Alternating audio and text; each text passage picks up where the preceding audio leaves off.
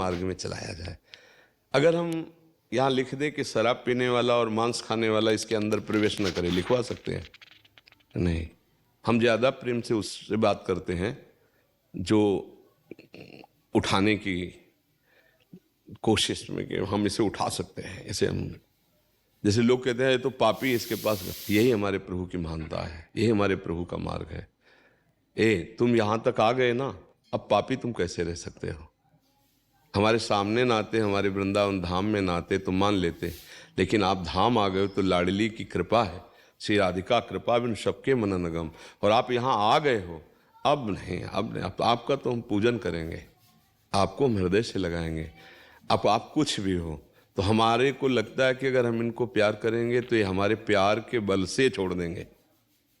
ऐसे हजारों भाई आकर के बोले हैं कि हम 1 साल से छोड़ दिए, 6 महीने से छोड़ दिए, आए 6 महीने बाद हैं और पहले ही छोड़ दिए सुन करके। तो हमें चाहिए कि हम खुद नाम जप करें और दूसरे के प्रति प्रियता का बर्ताव करें। शराबी निषेध नहीं है, शराब निषेध है। हम शराबी का निषेध न करें, शराबी से प्रियता बढ़ावें और शराब का निषेध कर दें तो अच्छा आदमी बन जाएगा? नहीं बन जाएगा। वो मांस खाता है, अगर हम उसके इस दोष को हटा पाए तो अच्छा आदमी बन जाएगा ना।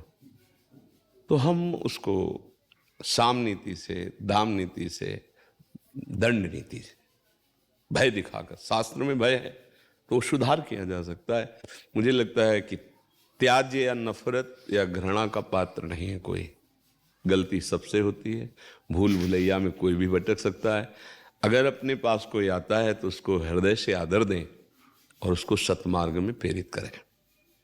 शर्त रख दें। जैसे एक दिन सत्संग में बड़े भाव से कभी कभी उमकते हैं भाई, जब तुम बुराई नहीं छोड़ सकते हो, तुम्हारा स्वभाव है, तो तुम अच्छाई पकड़ करके क्यों छोड़ देते हो? राधा राधा बोलो, एक अच्छाई पकड़ लो तो तुम्हारी 100 बुराइयां छूट जाएंगी। जब बुराई नहीं छोड़ पा रहे तो अच्छाई तो पकड़ लो, अच्छाई को पकड़ लो, बुराई छूट जाएगी, आगे चल के छूट जाएगी। हमें लगता है कि जो भूले हुए हैं, जो पतन के गर्त में जा रहे हैं, तो उनको ज्यादा प्यार देना चाहिए। कोई नेत्र विहीन अगर कुएं में गिरने जा रहा है, हम आगे खड़े हो जाएं, ये भाई तुम्हें दिखाई नहीं दे रहा आगे गिरने वाले हो।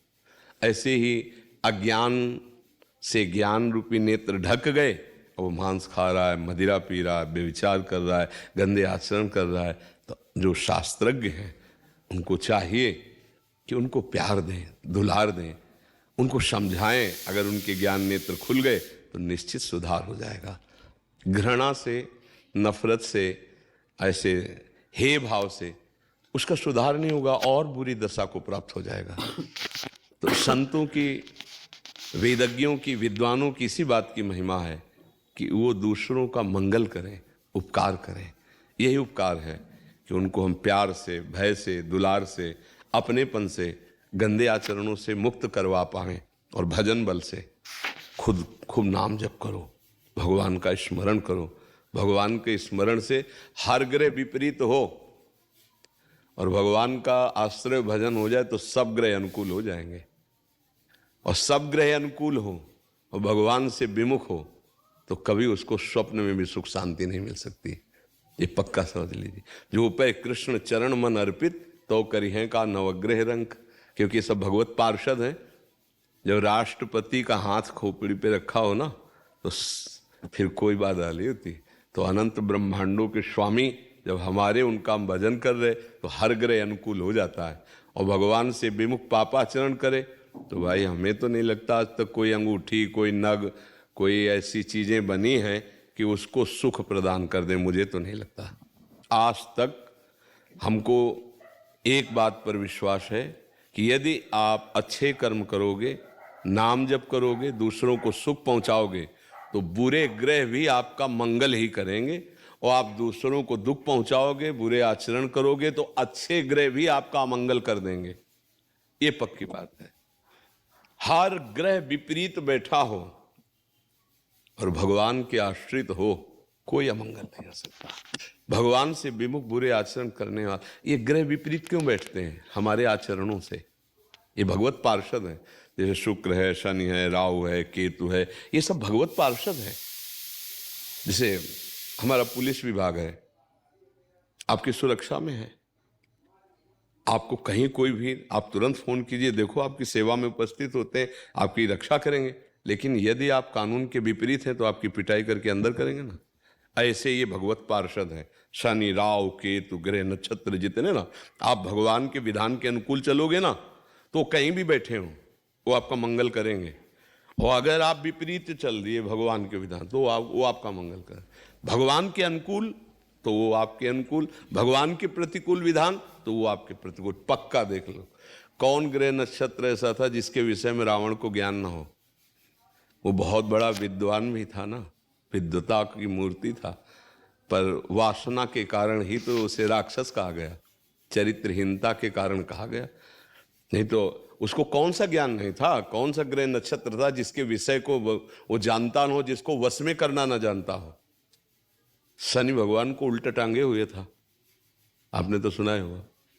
कोई ग्रह नक्षत्र देवता लोकपाल ऐसा नहीं जो उसके अधीन ना हो, कुछ काम में नहीं आया, क्योंकि भगवान के विरुद्ध था। बस बात इसलिए भगवान की सन्मुखता सब मंगलमय है, भगवान की विमुखता ही सब अपवित्रता है।